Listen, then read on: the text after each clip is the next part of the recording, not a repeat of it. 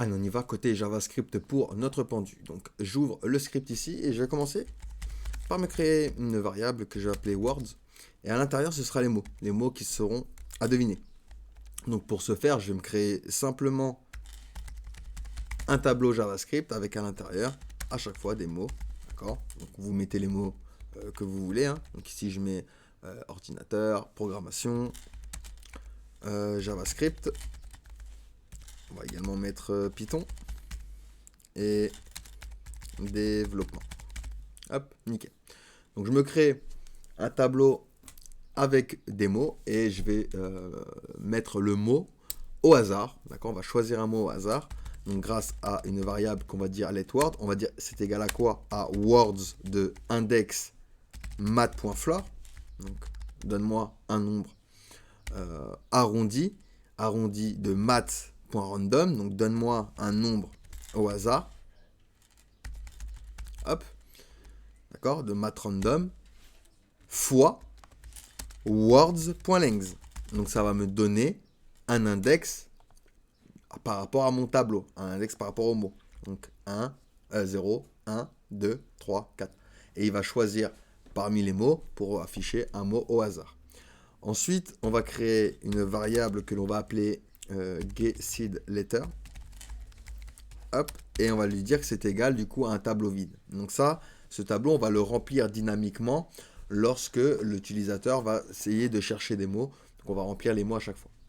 Ensuite, on va lui donner le nombre de tentatives. Donc let remaining,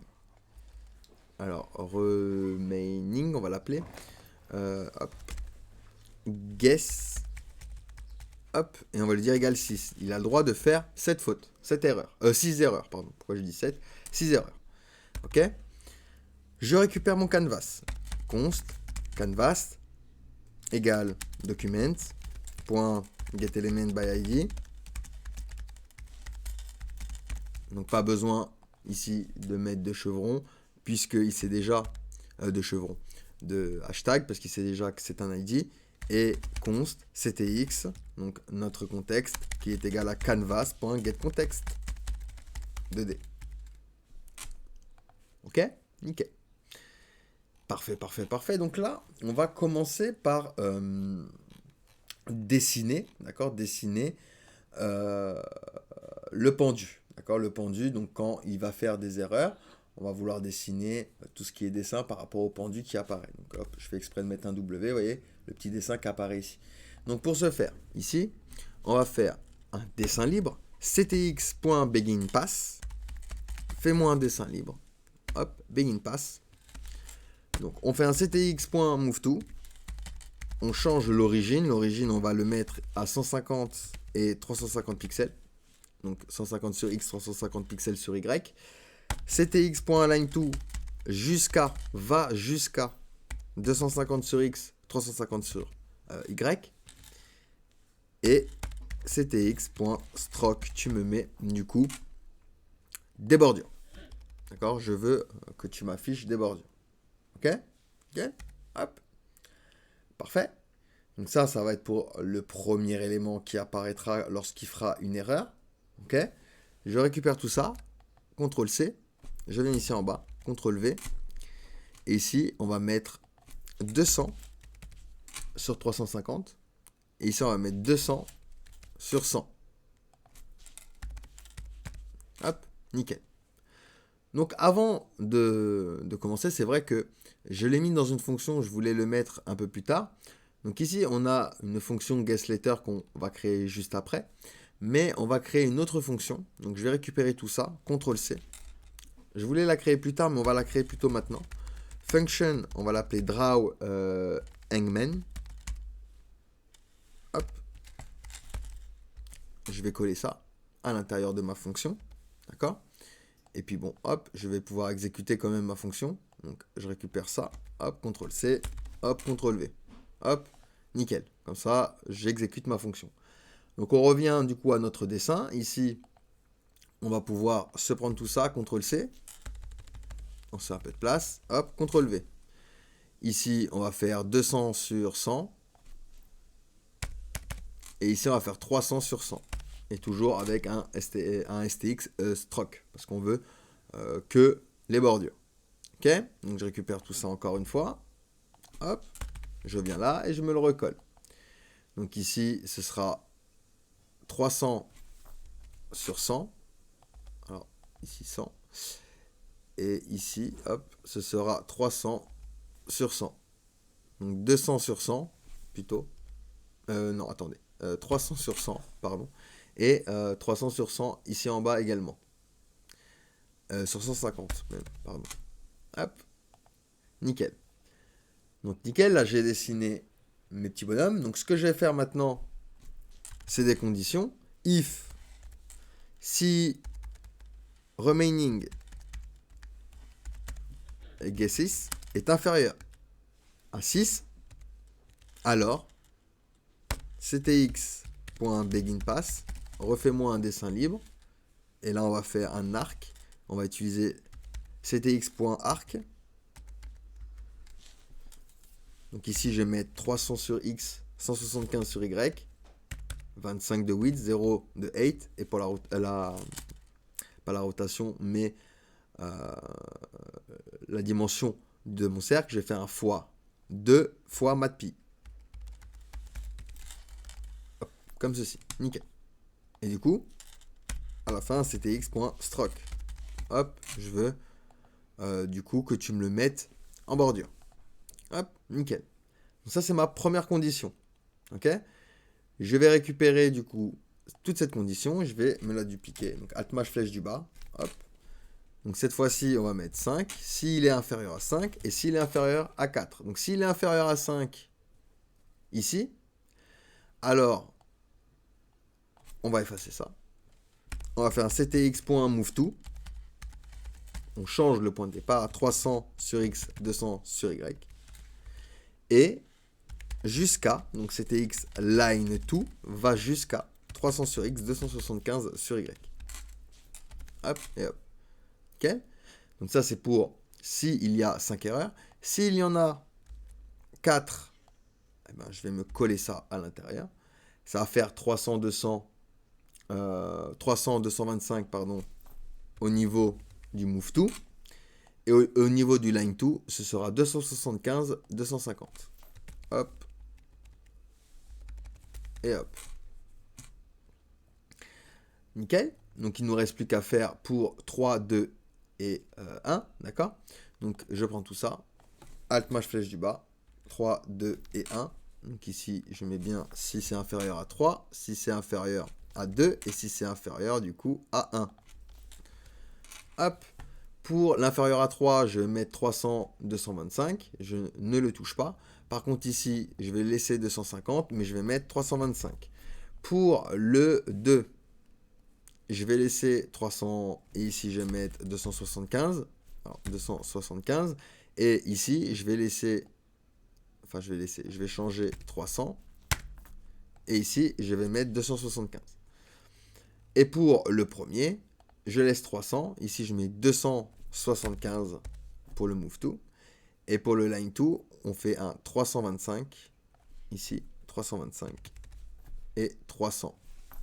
Juste ici. Hop, 300. Hop, nickel. Parfait. Une fois que j'ai ceci, ça y est, j'ai ma fonction en cas d'erreur. Donc si jamais ici j'ai une erreur, il va m'afficher l'élément du coup que l'on a créé. Donc on peut même initialiser le jeu ici. Donc ici on va faire initialisation du jeu. Ok.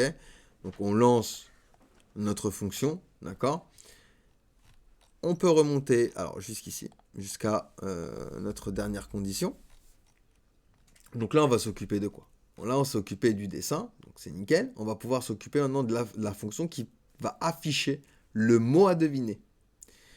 Donc, je sors de cette fonction et je vais appeler cette fonction displayWord. displayWord. Donc, c'est une fonction qui va faire une variable comptDisplay égale à quoi? À un tableau vide. Et je vais le remplir grâce à une boucle for letter. Letter of quoi? Of word. Alors si guessed, pardon, Alors, désolé pour mon anglais. Letters. .include. Si il inclut letter, alors display.push, tu push letter dans mon tableau. D'accord? Else, sinon, et ben display, tu .push un underscore comme ceci. D'accord? Donc, hop, display. Alors, display, ouais, voilà, parfait. Donc, j'ai ma variable display, d'accord, qui est égale, du coup, à un tableau vide, ok? Et je fais une variable qui va parcourir Word, et je lui donne la condition que si guessLetter, il inclut letter, s'il y a une lettre à l'intérieur, alors tu push la lettre, d'accord? Tu push dans display, alors display et pas display Word, je sais pas pourquoi il m'auto-complète à chaque fois, hop, display.push, voilà, donc à chaque fois, tu me le push à l'intérieur de mon tableau. Sinon, tu me push un underscore. Ok? Ok. Et du coup, je vais rajouter ici un document. .getElement by ID, lequel du coup l'élément qui a Word. .inner texte égale display.join. Hop, nickel. Donc, on affichera du coup dans Word la lettre qui sera soumise du coup dans notre formulaire. D'accord? Donc ça, c'est pour afficher le mot à deviner. D'accord? Donc ici. Maintenant, on va afficher les lettres qui sont déjà devinées. Donc juste en bas. D'accord? Toutes les lettres qui sont déjà devinées. Donc pour ce faire, ici, je sors d'ici et je vais me créer une autre fonction. Fonction, on va l'appeler display guesses. Hop, comme ceci. OK? Et on va faire un document.getElement by ID. Donc on récupère l'élément guesses. Alors, getElement by ID. ID. Hop. Inner text. Inner text égale. Et là on va mettre lettre devinée. 2 points. On sort d'ici et on va faire un plus. Et guessed letters. .join. Et on place une virgule et un espace comme ceci. D'accord? Pour qu'il nous mette une petite virgule entre chaque du coup mot, enfin chaque lettre plutôt, qui va trouver. D'accord? Enfin qui va être deviné.